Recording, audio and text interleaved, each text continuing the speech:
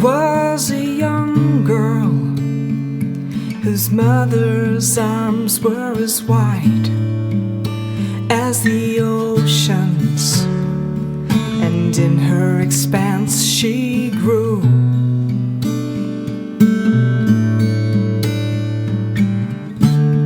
Tall as a mountain, her spirit became so strong that every river she drank from became a fountain,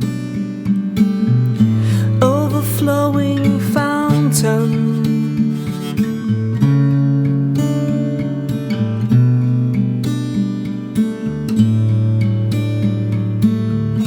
From this first love, a seed took root of just how free she could be. And life brought death, life brought pain and struggle, and her God taught her to breathe and sing. She wept for years, wept for years, falling deeper into love, dissolving into golden, golden sand.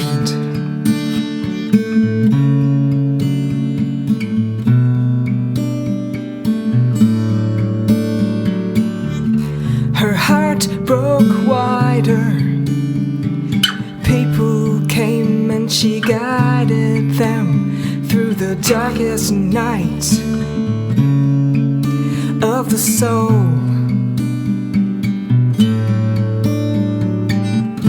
And though her heart was full and overflowing, she asked God, is this what my life is meant for? You've brought me a son, brought me many, many daughters, one who stayed, and land to build my dreams on. And then one day, love came knocking on her door and said, dear one, you can have it all. You can have it all.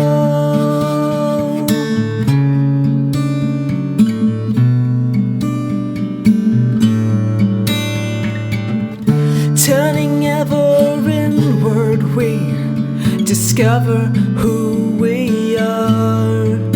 But true courage is born in learning how to love. Turning ever inward, we discover who we are. But true courage is born in learning how to love, how to love, how to love.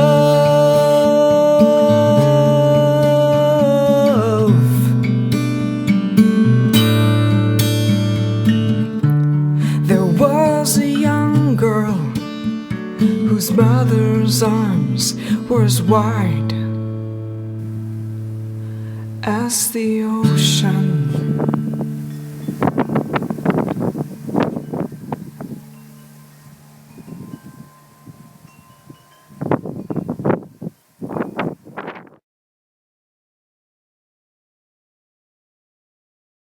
Very soon after meeting Rashani and visiting her sanctuary, I became profoundly impressed with everything around her. My first and ever-increasing impression of her was that once someone truly awakens to the true nature of who they really are, this is pretty much what is left to do for deeply compassionate bodhisattvas. Everybody's a spiritual teacher these days, but talking about it is one thing. Being truth itself, living out of that place and manifesting it all around is a whole other ballgame that is very rare. It isn't very hard to create a beautiful sanctuary with the intention of helping others to awaken, to realize our true nature. But it is nearly impossible to relinquish the ultimate egoistic motivations to do so. The creating power and clear understanding of things from within is apparent in Rashani's creations that seem effortless. She creates all around, contagiously inspiring others with effortless action. This is overflowing love, giving unconditionally, providing and caring as a parent for a child. Not because it is the nice thing to do, and not even because it is the right thing to do. Rashani moves this way because it is simply the only thing left to do once the doer disappears. The lack of this doership was apparent to me about Rashani right away. Of course, she has a human side, as we all do. It would be very difficult to move at all without it. But her humanness complements and is not separate from all of the above. And that is even fewer and farther in between on the spiritual landscape. Our meeting was brief, but it was enough for me to have certainty about the language she understood if I spoke it. It quickly became apparent that our true communication was not about what we said and wrote to each other, but what we kept silent about. They say, those who know don't talk about it, and those who talk about it don't know. I would humbly add that those even fewer who understand beyond just knowing cannot help but do something about it. Rashani takes stewardship of the living land with great humility and serious responsibility. The environment all around her is living and organic in many ways, ecological, social, ideological, and cultural, beautifully swirling in a non-dual dance. Opportunities to understand our oneness through her daily practice and childlike curiosity about life seems endless and continuously inviting. Becoming a productive part of Rashani's sanctuary does not seem as work to me, but a beautiful way of melting into oneness, simply being and becoming in a non-dual version of the Garden of Eden.